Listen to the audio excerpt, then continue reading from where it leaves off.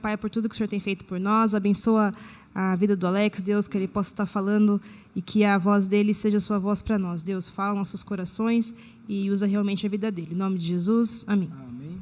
Obrigado.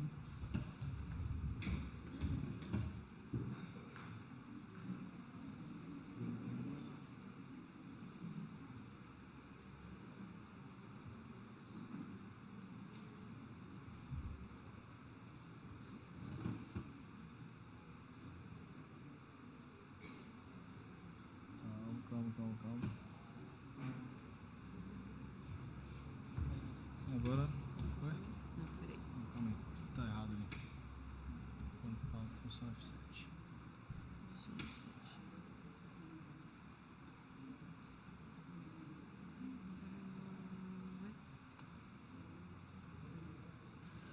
Função F7. Não, ele funciona, só que ele não está funcionando hoje de manhã, entendeu?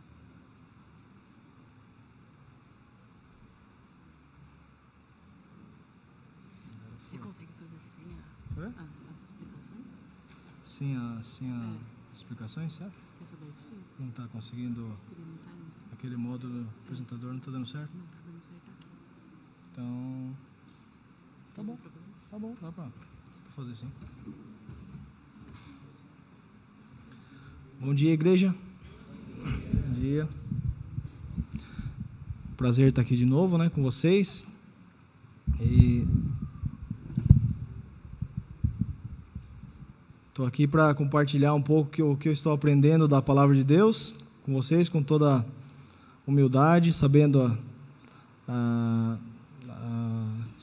que eu sou ainda bem imaturo, né, nas pregações, mas eu estou confiante que Deus está me ensinando e eu posso compartilhar um pouquinho com vocês também da palavra de Deus, tá bom? E eu queria com vocês ler um versículo que está em Isaías 45, 22. Aqui está em duas traduções diferentes, tá? Queria primeiro ler na versão corrigida, que é a primeira. Olhai para mim e sereis salvos, vós todos os limites da terra, porque eu sou Deus e não há outro. E na versão NVI está escrito: voltem-se para mim e sejam salvos, todos vocês, confins da terra, pois eu sou Deus e não há outro. Então, essa questão de olhar para Deus, mas olhar nesse sentido de voltar, de se voltar-se para Deus. Quando foi escrito isso, quando Deus fez esse convite para o povo de Israel, o povo de Israel estava ali no cativeiro da Pérsia, e Deus ali, por que ele estava no cativeiro? Por muitas vezes, uma nação ali que foi rebelde, uma nação que foi teimosa com Deus, Deus, falando rapidamente, da história, todos vocês sabem, o povo de Israel, Deus escolheu Abraão, e através dele, essa nação, e através das suas gerações, Isaac, Jacó, depois o povo foi para o Egito, por causa da fome, no tempo de José, e ficou lá por muitos tempos, mais de 400 anos, e chegou um tempo que Deus libertou esse povo dessa escravidão, dessa dificuldade, e trouxe eles, de volta para um lugar escolhido, um lugar maravilhoso. Deus prometeu para eles um lugar especial, uma terra ali maravilhosa, e esse povo tinha que voltar para esse lugar, mas esse povo era tão ali obstinado, tão teimoso, sempre Deus tinha que estar assim fazendo esse convite, esse chamado, essa convocação: volta para mim, olha para mim, E nós também não somos diferentes desse povo. Nós também temos essa facilidade de desviar o olhar de Deus, desviar o foco, a nossa atenção de Deus. A gente, aqui, com certeza, nesse grupo que a gente está, tem todo tipo de situações na vida das pessoas. Tem pessoas que estão passando, igual a irmã compartilhou aqui, pessoas estão passando deserto, estão passando dificuldades, estão passando problema de saúde, né? Então, muitas vezes a pessoa fica ali, a sua fé começa ali a enfraquecer, porque ela ora a Deus e a resposta não vem de imediato, né? Às vezes está passando por problemas financeiros, vários tipos de problemas. Então, onde que está o seu foco, a sua atenção hoje? Por outro lado, tem pessoas que estão passando, a gente cantou agora, né? Eu te bendirei. Então, quando tudo bem estiver, tem pessoas que talvez estão preocupadas para onde que vai viajar, para onde vai passar suas férias, né? Tem um amigo que trabalha comigo, que ele está, em junho, ele vai tirar férias, acho que vai para a Inglaterra, está numa expectativa e planejando as coisas e feliz, né? A vida tem essas coisas, né? Tem momentos assim de alto e baixo, né? E o povo de Israel também tinha esses altos e baixos, e Deus estava ali quando eles desviaram esse olhar, esse foco, essa atenção de Deus. Deus ali com muito amor está ali chamando: volte-se para mim, né? Então eu queria que hoje a gente tivesse em mente isso, para olhar para Deus, voltar a nossa atenção para Deus, tá? E é um convite que Deus faz, mas ao mesmo tempo é uma convocação, é um dever nosso como criatura de Deus, de a gente realmente olhar para Deus. Foi para isso que Ele nos criou. Ele nos criou ali para ter comunhão com a gente, para ser ali o nosso Deus, para ser ali a nossa fonte de vida, de alegria, de prazer.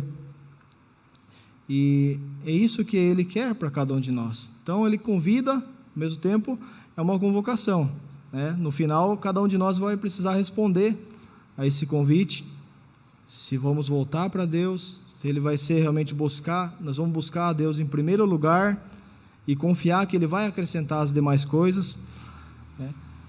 E esse versículo ele falou 3 coisas, né? Olhar, voltar-se para mim e sejam salvos. E eu queria ver com vocês um texto que está em Números, que fala sobre isso, sobre olhar para Deus, sobre voltar-se para Deus. Vamos fazer a leitura aqui, vocês podem acompanhar na tela, tá bom? Números 21, do 1 a 10. Eu vou ler rapidamente, tá? Para os irmãos podem acompanhar. Quando o rei cananeu de Arade, que vivia no Neguebe, soube que Israel vinha pela estrada de Atarim, atacou os israelitas e capturou alguns deles. Então Israel fez esse voto ao Senhor: se entregares esse povo em nossas mãos, destruiremos totalmente as suas cidades. O Senhor ouviu o pedido de Israel e lhes entregou os cananeus. Israel os destruiu completamente, a eles e as suas cidades, de modo que o lugar foi chamado Ormá. Quando o povo estava caminhando, né, do deserto até a terra que Deus prometeu, eles se depararam com dificuldades. E a gente pode usar como, paralelamente, nossa vida também. Nós estamos de passagem, estamos caminhando, né? Deus quer que a gente caminhe para a eternidade, para junto dEle. E enquanto nós estamos aqui, passamos dificuldades também. E quando tiver essa dificuldade, esse povo fez essa oração a Deus. Ele suplicou a Deus para socorrer a eles. E aqui o interessante, no versículo 3, fala que o Senhor ouviu a oração. Ele ouviu o pedido. Deus, nosso Deus, ouve as nossas orações. Por isso que nós estamos aqui hoje, né? Isso que é a nossa esperança, a nossa confiança, que Deus, nós lemos também um texto, né, que falou que Deus é poderoso para fazer até mais do que a gente pede, infinitamente mais do que a gente pede e do que a gente pensa. Nosso Deus é poderoso. E ouviu a oração de Israel e socorreu. Mas o que aconteceu depois? Logo depois, partiram eles do monte Or pelo caminho do Mar Vermelho para contornarem a terra de Edom. Mas o povo ficou impaciente no caminho e falou contra Deus e contra Moisés, dizendo: por que vocês nos tiraram do Egito para morrermos no deserto? Não há pão, não há água, e nós detestamos essa comida miserável. Aqui eles estavam falando, quando surgiu a dificuldade que cada um de nós enfrenta, é difícil manter ali o equilíbrio, manter a fé, a esperança, e o povo também ficou, quando começou ali a aparecer as dificuldades, e começou a ficar impaciente, começou a ficar desanimado, e começou a reclamar, começou a falar contra Deus e contra Moisés. E o primeiro texto interessante que a gente leu hoje, falou sobre isso, sobre agradecer. O povo tinha bastante problemas aqui, mas ele também tinha, aqui não está escrito, mas vocês vão lembrar, quando o povo caminhou no deserto, o deserto é tão quente, um sol escaldante, o que Deus mandou ali para proteger eles durante o dia? Uma nuvem, para fazer sombra para eles, para não torrar eles. E à noite é tão frio no deserto, mas eles tinham ali uma coluna de fogo que aquecia eles. As roupas, o texto bíblico fala que elas não envelheceram. Durante 40 anos não precisou trocar roupa, calçado. Deus supria a necessidade deles. E aqui o mais interessante, que o que eles falaram com relação à comida que Deus preparou para eles, sobre o maná. Eles reclamaram dizendo: não há pão, não há água, e nós detestamos essa comida miserável, que é o maná. Deus, todos os dias, caía o maná. Alguém sabe como era o maná? Eu não sei. Mas ele era ali uma comida tão especial, que tinha todos ali o que eles precisavam, todos os nutrientes, todas as vitaminas, eles não ficaram doentes. Então era uma coisa ali maravilhosa que Deus tinha preparado. E para nós hoje, o que representa o maná? O maná representa a palavra de Deus. E o maná também, quando Jesus falou lá em João, falou assim, não foi Moisés que deu para vocês o pão do céu, meu Pai deu o pão do céu, eu sou o pão da vida. Então o próprio Jesus é o que representa esse maná que Deus tinha dado. E eles não conseguiam ali ver essa bênção que Deus estava dando. Na hora que eles ficaram ali impacientes, desanimados, eles começaram a reclamar. Nossa, essa comida horrível, Começa a reclamar da situação, começa a reclamar da vida. E a gente pode entender um pouco eles, porque nós também somos assim. Tão fácil reclamar, tão fácil começar ali murmurar. Mas vamos ver aqui então o que aconteceu, a consequência dessa reclamação, dessa impaciência do povo. Em versículo 6, então o Senhor enviou serpentes venenosas que morderam o povo e muitos morreram. E o povo foi a Moisés e disse: pecamos quando falamos contra o Senhor e contra você. Ore pedindo ao Senhor que tire as serpentes do meio de nós. E Moisés orou pelo povo. Então, até mesmo ali o castigo, quando Deus permite, ele está ali com o propósito de salvar. Quando Deus permitiu aqui para esse povo, enviou serpentes venenosas, ele queria que esse povo reconhecesse o seu pecado. E eles ali disseram para Moisés: pecamos, reconhecendo o seu pecado. Ore a Deus por nós. Nós também, aqui, precisamos aqui reconhecer a Deus, que a gente, tantas vezes nós temos essa atitude errada, essa atitude de reclamação. O versículo 8: o Senhor disse a Moisés: faça uma serpente e coloque no alto de um poste, e quem for mordido e olhar para ela viverá. Moisés fez então uma serpente de bronze e a colocou num poste. Quando alguém era mordido por uma serpente e olhava para a serpente de bronze, permanecia vivo. Até aqui. Talvez eles não entenderam muito o que significava isso. Na oração que eles fizeram: Senhor, tira essa serpente do meio de nós. Mas Deus não fez exatamente isso que eles pediram. Deus não tirou as serpentes, mas Deus deu uma solução. Deus deu ali um remédio para eles. Só que precisava ali da obediência, precisava da fé, né? Deus falou para Moisés fazer uma serpente de bronze, colocar numa haste, num poste, e se alguém era mordido e olhava e obedecia a palavra de Deus, permanecia vivo, era curado. Aqui Deus está mostrando a importância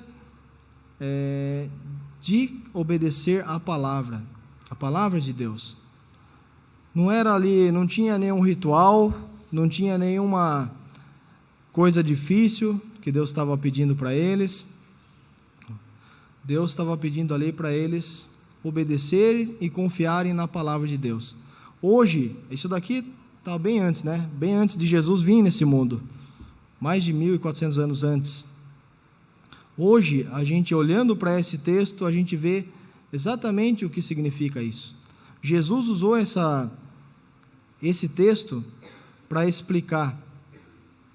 Jesus falou lá em João 3,14, quando ele estava conversando com Nicodemos sobre novo nascimento, sobre salvação, ele falou o seguinte: da mesma forma como Moisés levantou a serpente no deserto, assim também é necessário que o Filho do Homem seja levantado, para que todo o que nele crer tenha vida eterna. Essa serpente que Deus mandou Moisés ali colocar na haste, era ali uma figura do que já estava ali no plano de Deus, que era enviar o seu Filho aqui nesse mundo, seu Filho que é puro, sem pecado, sem defeito algum, e ele assumir o lugar de cada um de nós pecadores e ser levantado na cruz, crucificado, para que todo o que nele crer tenha vida eterna. Hoje a gente consegue, desse lado da história, olhando ali o que aconteceu com o povo de Israel, quando eles eram mordidos, eles tinham esse veneno no seu corpo, eles precisavam olhar para a serpente de bronze, eles precisavam ali voltar-se, né, do seu pecado, da sua condição, voltar e olhar para Deus, para a palavra de Deus, e para ser curado. Hoje, esse veneno significa o pecado, né? O veneno, e cada um de nós podemos aqui reconhecer que temos sido envenenados também, né? E o que nós precisamos fazer então? Precisamos aqui olhar, voltar para Deus. Talvez aqui, essa aqui é um convite. Tem muitas pessoas aqui que são cristãos há muito tempo, já são crentes maduros, outros talvez estão conhecendo a Jesus agora, mas esse convite é para todo mundo, porque mesmo aqueles que já conheceram Jesus há muito tempo, cada dia nós estamos aqui cercados de dificuldades, tentações, e nós somos ali tentados a fazer as coisas do nosso jeito, a deixar Deus de lado. Então a gente precisa todos os dias voltar para Deus, todos os dias tomar essa decisão de crer nele, porque tem aqui versículo de João 3,18, fala o seguinte: quem nele crê não é condenado, mas quem não crê já está condenado. Não é que vai ser condenado no futuro, mas já está condenado por não crer no nome do unigênito Filho, no Filho unigênito de Deus. Esse convite, então, Jesus também repetiu aqui, falando: olha, do mesmo jeito que Moisés fez, o Filho do Homem vai ter que ser ali crucificado, levantado, para que, se você crer nele, você tenha vida eterna. No primeiro texto que nós lemos, né, Deus falou: voltem-se para mim e sejam salvos. E está escrito também em Atos o seguinte: Senhor, quando Paulo e Silas estavam presos e houve ali um milagre, Deus fez cair as cadeias, libertou eles, o carcereiro estava a ponto de se suicidar, verificando aquilo, e Paulo não permitiu. Paulo falou: não faça isso, que eu estou aqui. E ele foi ali tão fortemente ali convencido por Deus, e ele perguntou isso, ele falou: o que eu preciso fazer para ser salvo? E eles responderam: creia no Senhor Jesus e serão salvos você e os da sua casa. Esse voltar-se para Deus, Deus é invisível, Deus é espírito. Como nós vamos olhar para Deus? Como nós vamos voltar para Deus? E aqui está a explicação, que nós precisamos crer no Senhor Jesus para ser salvo. Nós precisamos crer na palavra de Deus. Eu vou pegar só uma coisa aqui.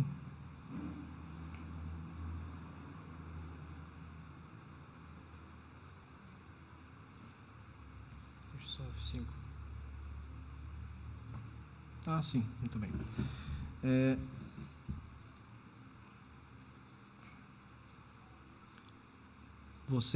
Pois vocês são salvos pela graça e por meio da fé. Isso não vem de vocês, é um dom de Deus, não por obras, para que ninguém se glorie. Então, essa salvação, queria ver com vocês primeiro aqui, nós precisamos ser salvos, mas do quê? Tem pessoas que podem pensar assim: não, mas eu levo uma vida correta, eu nunca roubei, nunca matei, nunca fiz nada de errado, está tudo bem. Então a gente precisa aqui ser salvo. Quando Deus fala isso, Ele fala de culpa e do castigo do pecado. Nós precisamos ser salvos também da ira de Deus. Deus é um Deus bom, Deus maravilhoso. Ele está ali chamando, convidando a gente, está pronto para nos receber, para nos perdoar, nos purificar. Mas a gente precisa lembrar que Deus é justo, Ele não inocenta o culpado, e Ele está, se alguém rejeitar esse convite de Deus, o que sobra, o que resta para nós? Se a gente negligenciar essa tão grande salvação que Deus está oferecendo, resta daí a ira de Deus para cada um que rejeitar. Então, mais uma coisa que Deus precisa nos salvar, da consciência do pecado. Quando a gente erra, quando a gente faz ali coisas erradas, e muitas vezes a gente não faz assim coisas graves, vamos dizer assim hoje, mas um dos mandamentos de Deus é para não cobiçar. E quem pode afirmar que nunca cometeu esse pecado? Não cobiçar, não ali pecar ali em pensamento. Então Deus quer nos salvar até dessa consciência que fica nos acusando, nos cobrando. Deus também quer nos salvar do medo da morte. Se a gente está ali seguro em Deus, se a gente está ali firme em Deus, não precisa mais ter medo, não há nada a temer. Paulo fala assim que viver é Cristo, morrer é lucro para aquele que está em Cristo. E última coisa também da morte eterna. Deus quer nos salvar da morte eterna, numa vida eternamente separado de Deus. Isso aqui é triste. Uma pessoa que a gente por exemplo, vai num velório de alguém e a gente não sabe se aquela pessoa creu, se aquela pessoa ali confiou a sua vida, se ele tomou essa decisão de olhar, de voltar para Deus. E tem essa dúvida. Isso é triste. Mas Deus quer salvar de cada uma dessas coisas. E hoje é o dia da salvação, né? A gente lembra ali, por último, eu queria dar um exemplo pessoal, né, meu. Por exemplo, eu, na minha adolescência, tive problemas com bebida alcoólica, né? Tive problemas também com imoralidade, pornografia, várias coisas que eu vejo hoje que é pela graça de Deus que eu estou aqui, né? Não é assim. E essa consciência, uma das evidências que você é salvo, que eu sou salvo, é essa convicção de pecado que Deus dá. Porque aquela pessoa que não é salvo, que não se importa com Deus, ele não está nem aí, ele não se importa, ele está ali mergulhado ali no pecado e ele está ali dando risada, ele não se importa, a sua consciência muitas vezes já nem o cobra mais. Então, quando eu olho assim para a minha vida, uma convicção de pecado muito grande, muito forte, né? De que sem Deus eu não sou nada, né? Quando você também tiver essa consciência que você é um pecador, isso daí é uma forte evidência, né, de que você está ali na presença de Deus, né? Deus, mas só que ao mesmo tempo que a gente sente essa convicção de pecado muito forte, tive muitas ocasiões de eu duvidar, poxa, será que eu sou salvo, Deus? Porque eu ainda penso coisas erradas, eu ainda tenho sentimentos ruins, eu tenho tanta dúvida, né? E eu perguntei muitas vezes para Deus, será que eu sou salvo mesmo? Será que será que eu preciso fazer o quê para ter essa paz? E Deus me mostrou o seguinte, né, que principalmente esse ano, começando agora esse ano, com essa objetivo aqui de voltar para Deus todos os dias, olhar para Deus todos os dias, olhar para a cruz, né? Quando aquelas pessoas lá que nós lemos aqui, eles eram ali, puxa, ele via que a cobra mordeu, que ele estava envenenado, que estava ali condenado, eles olhavam ali para serpente e era curado. E nós também, quando temos essa convicção que eu sou pecador, estou perdido, quando a gente olha ali para a cruz, vê ali, não, o Filho de Deus morreu no meu lugar, o Filho de Deus ali derramou o seu sangue precioso para me purificar, aí nossa consciência pode experimentar ali essa alegria, essa paz, falando, tudo já está bem, tudo está pago, não precisamos mais temer. Então, eu queria finalizar com vocês, hoje vai ser bem curto, com essa Romanos 10:9. Se você confessar com a sua boca que Jesus é o Senhor e crer no seu coração que Deus o ressuscitou dentre os mortos, será salvo. Outra evidência, né? Primeira evidência, convicção de pecado daqueles que são salvos, e é o Espírito Santo que mostra, né? Fala que o Espírito Santo é que convence do pecado cada um de nós, e nos mostra ali, ele convence do pecado, mas ele mostra a solução, que é Jesus crucificado.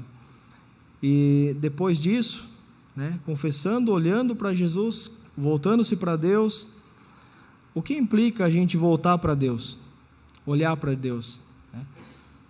Não é só uma coisa assim, muitos podem levar de uma forma leviana isso, puxa, já olhei para Jesus, ele pagou, está tudo bem. Não, embora seja tão fácil assim, tão simples, mas isso implica, a fé em Jesus implica ali, entregar a vida a Ele, falando, entregar, Senhor, o Senhor fez tudo isso por mim, a partir de agora eu preciso viver para o Senhor também, eu entrego a minha vida para você, para o Senhor. E aí a gente tem essa condição de confessar com a boca que Jesus é o Senhor. Isso daqui às vezes é difícil, no nosso trabalho, para os nossos amigos, para aqueles que são de fora da igreja, mas Deus vai capacitar cada um de nós para testemunhar dele. E fala que vocês serão minhas testemunhas, isso que Jesus deixou para os discípulos e também para nós. Vocês serão minhas testemunhas na Judéia, Samaria, até os confins da terra. Testemunhar, significa falar o que aconteceu com a gente. Talvez a gente não precisa uma pregação, mas falar, puxa, eu estou tão feliz que Jesus fez isso por mim. Muitas vezes até, eu estou passando por essa dificuldade, mas eu sei que Deus está comigo. Como aquele povo estava ali no deserto, passando ali dificuldades, mas Deus estava com eles cada dia. Deus não tirou ali a serpente, mas Deus estava com eles. E levou eles até o destino que Ele prometeu. E ainda nós temos muita promessa de Deus para nossas vidas. Então a gente precisa confessar com a nossa boca que Jesus é o Senhor das nossas vidas. E crer no nosso coração que Deus o ressuscitou dentre os mortos, Deus aceitou ali o sacrifício que Ele fez por nós, e hoje Ele está vivo, à direita do Pai, intercedendo por nós, e nos deixou aqui o Espírito Santo para nos guiar em toda a verdade. Isso daqui é a evidência realmente que nós precisamos praticar. Tá bom? Então eu queria orar com os irmãos hoje. Vamos orar. Querido Pai, obrigado, Senhor, porque o Senhor cuida de nós em cada momento. O Senhor é um Deus fiel, um Deus maravilhoso, e está chamando cada um, Pai. Volte-se para mim e seja salvo. Que cada um de nós possa ouvir Tua voz, Teu chamado, voltar para o Senhor, voltar a nossa atenção, o foco da nossa atenção, da nossa busca, aquilo que é mais precioso para nós seja o Senhor. E nós possamos experimentar essa salvação, essa é uma vida abundante, uma vida plena, por mais que as situações ao redor estejam ali difíceis, nós possamos ter essa comunhão perfeita com o Senhor. E o Senhor nos livre de viver uma vida afastada do Senhor. Que se hoje, Pai, tem qualquer pessoa aqui está ainda afastado do Senhor, não tem essa certeza, essa convicção que é salvo, que Jesus já perdoou seus pecados, que já ali ele está seguro na mão de Deus, que hoje possa ser um dia dessa entrega. Vamos entregar nossa vida ao Senhor. Nós oramos agradecido em nome de Jesus. Amém.